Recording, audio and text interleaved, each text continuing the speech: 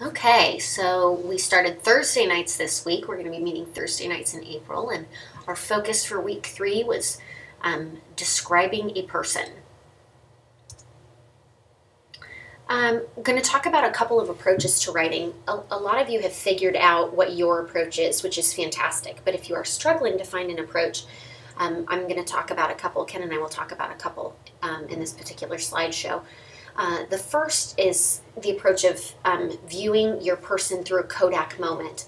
So the whole idea is that you take a picture of a moment with that person, and then you try to capture everything in that one particular moment, all those senses, what you saw, what you heard, what you smelled, what you tasted, just like we've discussed before, but all related to one person. So take a picture in your mind and then use that to prompt your writing.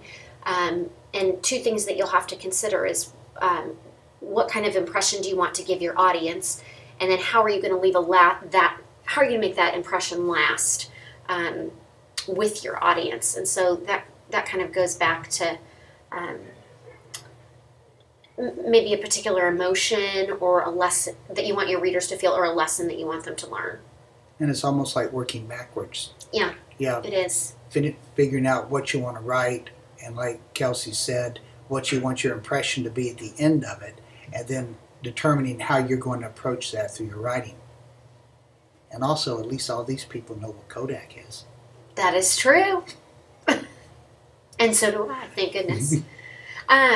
Some of this will look similar, this particular slide will look similar to what you've seen before, but I added a couple of things. Again, this has you going into details. How do you thoroughly describe a person? You might have to provide some background for people who don't know this particular person, where they came from, what their story was, appearance, of course, action. Sometimes little things like gestures can reveal a lot about a person's character, as in their personality type. And so movements and gestures are really important. Of course, what they say, and when you quote them, to quote in the manner in which they speak, which might change some of the spelling of your words, but that's okay. And then, of course, your thoughts and feelings, which will be that kind of lasting impression you want to leave with your reader. And in your writing, then a blending of those. This is another approach. I know some of you come to us and you've already got things recorded from your experiences, and so maybe what you're doing is you're starting with all those details. You've got all these details gathered, and then you're going to come up, again, like we mentioned, with that overarching impression, that either the feeling that you want your readers to have, or the message you want them to take away from your piece. But then maybe even going beyond that and creating a list of nouns and adjectives to describe that person or rename that person, so that once you sit down to create a piece in its entirety, you have all the pieces. It's just a matter of putting it together in complete form. And last night you talked about overarching being like an umbrella. An umbrella. It's the umbrella that covers everything. So there might be lots of little details that come in underneath the umbrella, but what do you see from the top? What's that big picture? We've talked about organization. I've actually used this slide before, but this is something else that we talked about last night, because it's a little bit different when you're writing about a person. I actually read a suggestion from a writer the other day that talked about starting far away from your person and describing them from far away, and then gradually moving in closer, closer, closer, and describing them as you get closer to the person. I thought that was very creative. Of course, you could also go, from top to bottom, or from outside to inside. The other thought then is order of importance. Do you want to start with most important, go to least? Or do you want to start with least important details and then end with something that's really significant about that person, so that you leave that as your lasting impression? We always remind you about the various genres. We don't want you to feel limited to one. And so, again, this is just a reminder. You don't have to stick to basic essay format, although you certainly can, but you have other options. We did talk about a couple of grammatical considerations last night, now that I've been able to see a few of your pieces. We reviewed a couple of comma rules.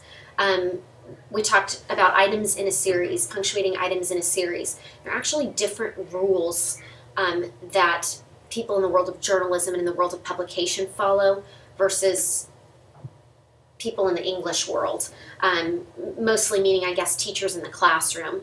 And so that second bullet that says English, that's what I actually teach my students. You've got 3 items in a series, 2 commas, and that last comma comes right before the conjunction. If you look at the first bullet that reads journalism publication, most journalists and publishers take out that second comma. So of the people, comma, by the people, no comma, and for the people. And from what I can gather, really the purpose of this is just to allow for more print space.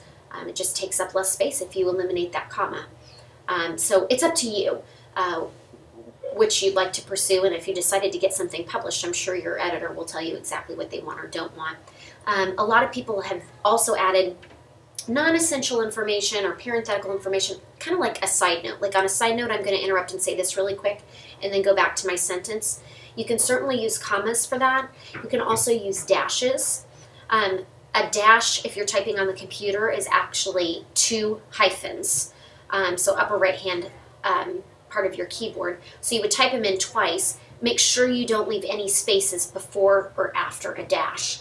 And the computer, when you type in the 2 dashes, will typically go ahead and connect them, and then you'll see 1 long dash as opposed to 2 short hyphens.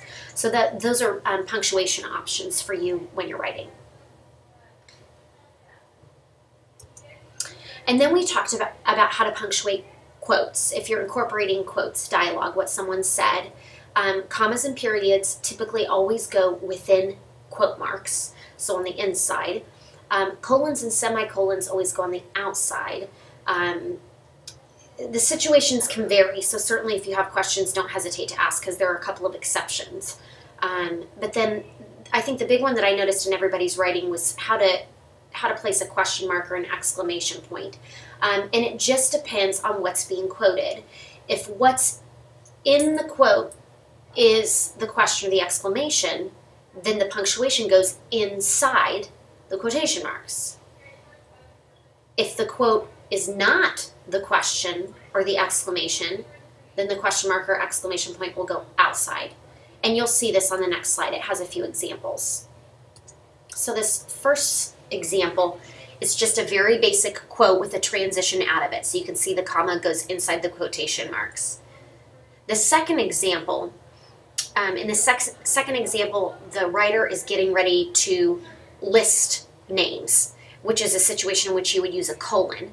But it just so happens that there's a quote that goes right before the colon. So I wanted you to see how that worked. So quote most likely to succeed, end quote, and then a colon, and then the names would go after the colon, of course.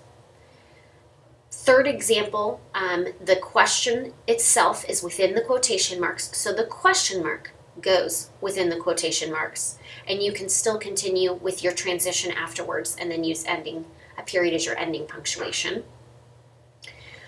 Your fourth bullet is an example of kind of one of those awkward situations. The whole question, or the question itself rather, I guess, is outside of the quote marks. So the punctuation goes outside of the quote marks. So "it doesn't matter" is not the question. "Why did you shout it doesn't matter" is the question. So that's why the question mark goes on the outside. Next example, the exclamation is within the quote marks. So the exclamation point goes within the quote marks. So that one's pretty cut and dry.